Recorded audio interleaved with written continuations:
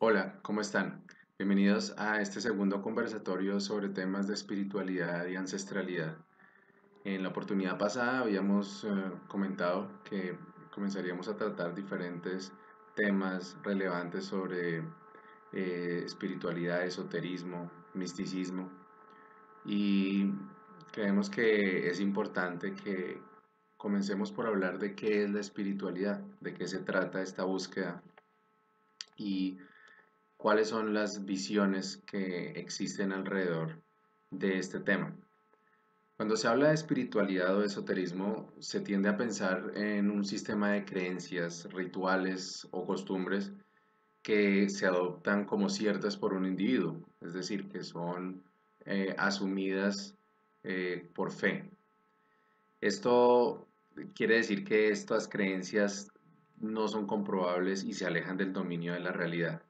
Otro término que se utiliza para referirse a la experiencia espiritual es el misticismo,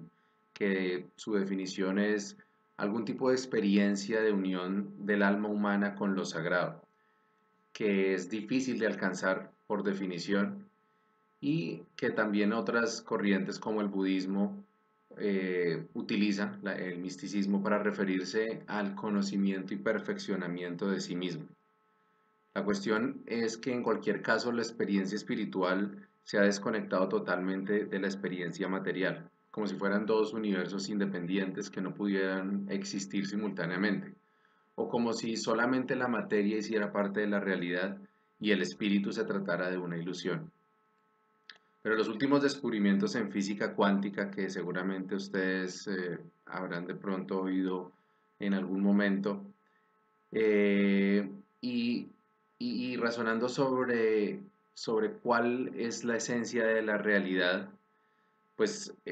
nos llevan a replantearnos acerca de qué tan cierto es que solamente la materia física sea parte de la realidad y que del mismo modo también lo que nosotros conocemos como espiritualidad, el pensamiento, la mente, estos fenómenos hagan parte de ilusión. Y sabemos que muchas veces sabios de todas las épocas han dicho que es al contrario, que el mundo espiritual es en el fondo la base de la realidad y que en cambio toda la materia y todo lo que podemos percibir con los sentidos es ilusión. Maya llamaban los antiguos en la India. Pero vamos a ver, si llamamos realidad, lo que llamamos realidad es el mundo físico que nos rodea, los objetos tridimensionales y las manifestaciones de energía que podemos percibir a través de nuestros sentidos. Pero además de eso, para poderlo considerar realidad, tiene que ser percibido por una mayoría de personas, es decir, tiene que ser una percepción común a muchas o a una gran mayoría de las personas. Pero, y además que su interpretación sea coherente más o menos entre todos los que la perciben. Además de esto, pues también es claro que lo que se conoce como realidad debería poder ser medible o cuantificable a través de equipos de medida, sensores, etc. Es decir, esto es lo que la ciencia formalmente y tradicionalmente considera que es realidad. Ahora bien, hay teorías, por ejemplo, el biólogo y epistemólogo Humberto Maturana, que es un chileno, que desarrolló una teoría llamada la ontología del observador. Dice que si se reconoce a un observador como participante constitutivo o que hace parte de lo que observa, entonces ya no podemos hablar de un único universo, o sea, una realidad única y objetiva, sino que tenemos que hablar de un múltiple universo, un multiverso, en el que cada persona o cada universo está constituido por el observador y toda su observación. Esto es una teoría que también se conoce como biocentrismo, es decir, que la vida es sustento del universo y de la materia, no un fenómeno aislado que sucede en algunas de las expresiones de la materia. Y es que ese universo individual del que habla Maturana, por ejemplo, no solamente comprende las percepciones del mundo exterior, sino las percepciones internas y los constructos de la mente humana que, si bien tienen su origen dentro de cada ser, también se puede percibir desde el exterior. Es decir, el mundo de los efectos de lo manifestado. Es decir, el universo estaría compuesto no solamente sobre la materia, sino también todos los fenómenos mentales, psicológicos y psíquicos que existen teniendo como centro cada uno de los individuos conscientes que hacen parte de esa realidad. Entonces tendríamos dentro de realidades mentales que mencionamos los pensamientos, los sentimientos, las emociones y por supuesto la experiencia espiritual o la experiencia trascendental del ser humano. Pero entonces, ¿qué son estas formas mentales que percibimos como una realidad interna? eh, Serán simplemente impulsos eléctricos que saltan entre neuronas y que interpretamos como algo, así como podría ser el software de un computador, donde simplemente son compuertas electrónicas abriéndose y cerrándose millones de veces por segundo. Esta es una visión muy materialista del universo, una visión en la cual cosas como el pensamiento, la vida, el amor, la conciencia son simplemente ilusiones creadas por la materia, es decir, eh, realidad, ficción que ha sido creado por un elemento real. Pero en este caso, en mi opinión, negar la realidad espiritual es parte de la misma soberbia que el ser humano ha tenido desde el amanecer de nuestra historia, en el que todo lo que no conocemos, lo que no podemos comprender, lo que no podemos explicar, tiene que ser superstición o imaginación. Eh, Teniendo en cuenta que nuestra historia como civilización apenas abarca unos 6.000, 7.000 años, pues, y a pesar de que hemos tenido un gran avance científico, también sería, como digo, un acto de soberbia pretender que ya conocemos todo el universo, que ya tenemos por lo menos identificado toda la realidad, a pesar de que conocemos los fenómenos de la física cuántica, las partículas subatómicas, pues no quiere decir que ya todo esté descubierto, que no haya alguna parte de la física o de la materia que aún no conozcamos. Y es allí donde donde tendría cabida todos estos fenómenos que hasta ahora hemos considerado producto de la imaginación o de la ficción. Todas estas cosas que conocemos hoy en día acerca del universo, de la física y de la relatividad y cosas como esas hace 100 años se hubiesen considerado improbables. Por ejemplo, también los agujeros negros, la posibilidad de que el tiempo se contraiga y cosas como la teletransportación de partículas, eso hace años era imposible. Ahorita recientemente se está hablando incluso que es muy probable que no haya habido un origen del universo, que no haya habido un Big Bang, que era también algo que se daba ya por sentado hace unos, bueno, en este mismo momento en la mayoría de la comunidad científica.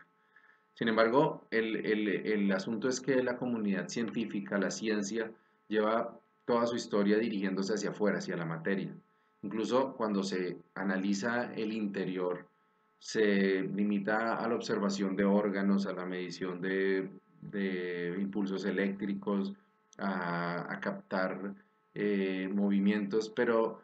¿qué pasa dentro de la mente? O sea, ¿qué ocurre dentro de las experiencias internas del ser? Esto sigue siendo terreno fértil para la especulación y esto lo han tratado filósofos, psicólogos, psiquiatras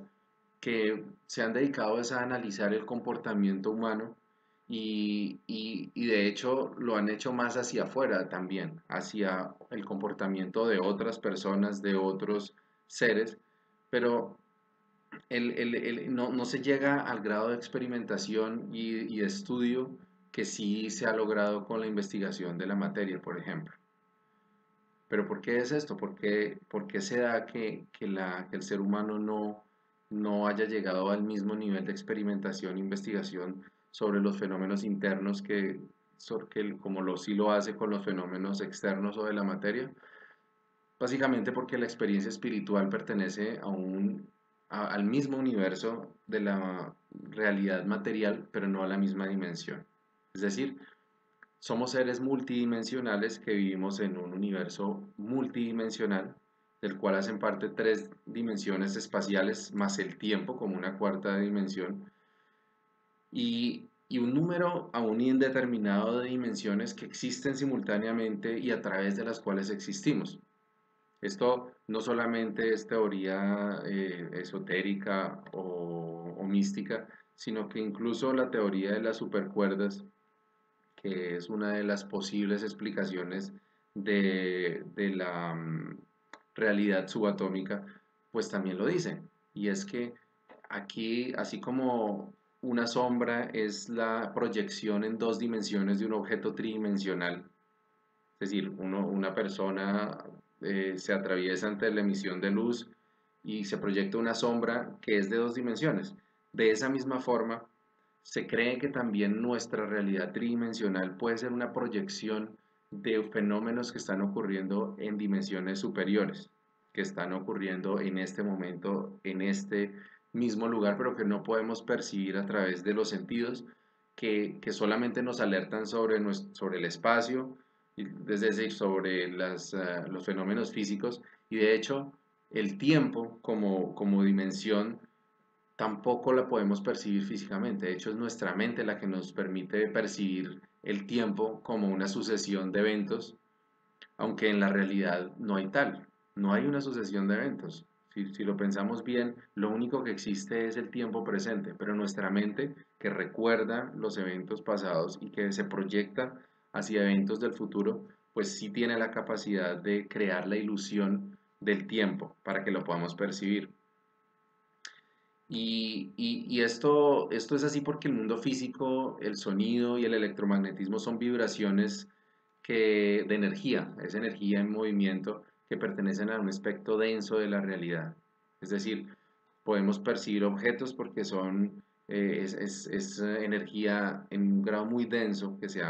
podemos percibir como materia, podemos percibir el sonido que es una energía más sutil, que es movimiento también, y la luz, que también tiene toda una escala de diferentes frecuencias de movimiento, pero ¿qué pasa más allá? Más allá de estas dimensiones donde incluso podemos ya hablar de frecuencias mucho más altas que el ultrasonido y que los rayos gamma, los rayos beta. ¿Qué pasa con esas otras manifestaciones de materia que ni siquiera los equipos científicos técnicos que tengamos con nuestra tecnología pueden percibir? Eso también hace parte de la realidad. Y lo que creen muchos de los caminos espirituales y que yo estoy compartiendo acá es que todas esas otras manifestaciones de la energía también hacen parte de nuestra realidad y que sí hay una parte de nuestra experiencia humana que puede percibir de forma más o menos consciente, con diferente grado de conciencia, esos niveles de vibración o esas otras dimensiones. Y esto es a lo que llamaríamos el alma, nuestra esencia divina, la parte divinal o el ser. La cuestión es qué hay en esas dimensiones, cómo podemos hacer para tomar conciencia de esa otra parte de la realidad. Pues de eso es que se trata la búsqueda espiritual y el camino de la autorrealización del ser. Conócete a ti mismo, decían frecuentemente Platón y Sócrates, refiriéndose a una inscripción que tenía el templo de Apolo en Delfos. Y esto era sabiduría que ya los precedía, que venía de tiempo atrás, era una máxima délfica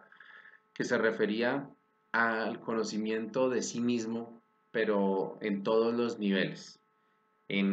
desde la materia, desde la parte más densa, desde la parte animal, desde la parte salvaje de la cual estamos conformados, hasta también la experiencia trascendental, la experiencia mística, la parte de Dios que habita en nosotros. Este conocimiento, esta sabiduría ha venido de generación en generación desde el principio mismo de la humanidad a través de sociedades secretas, de escuelas de misterio, desde los tiempos de los sumerios, por ejemplo, como primera civilización de la que hay registro reciente, los coptos en Egipto, por ejemplo, los gnósticos de Grecia, hasta los cabalistas judíos y los gnósticos cristianos también, pero también en Asia, por ejemplo, el taoísmo, el budismo, el hinduismo, en Europa estaban los celtas, y en África y América todas las comunidades aborígenes, comunidades ancestrales, han tenido este conocimiento con diferentes formas, pero en esencia que se basa en lo mismo, en la búsqueda de esa realidad interna, en el conocimiento de todos los niveles de la conciencia.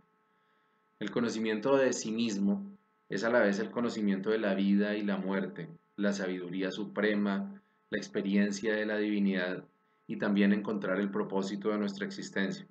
La verdadera fe no consiste en creer sin haber visto, como se piensa en las religiones, sino en una observación metódica de la mente y una expansión de la conciencia, una ampliación de la capacidad de percibir estas realidades que nos permite experimentar la realidad espiritual y comprobarla por cuenta propia, no creyendo en textos, no viendo ciegamente, sino pudiendo ver y comprobar en nosotros mismos estas realidades. Este es el camino del clan solar y es la búsqueda de todos los seres que están despertando a una nueva realidad, donde cada uno tiene el poder de conectarse con su esencia divina y con su ser superior, y utilizar esa conexión no solamente en aras del conocimiento, sino para transformar la vida en este plano físico, encontrando un significado, un propósito y también una trascendencia a nuestra experiencia humana. Bueno, de eso se trata este espacio y poco a poco seguiremos ahondando en cómo lograr esta conexión. Muchas gracias por compartir y hasta la próxima.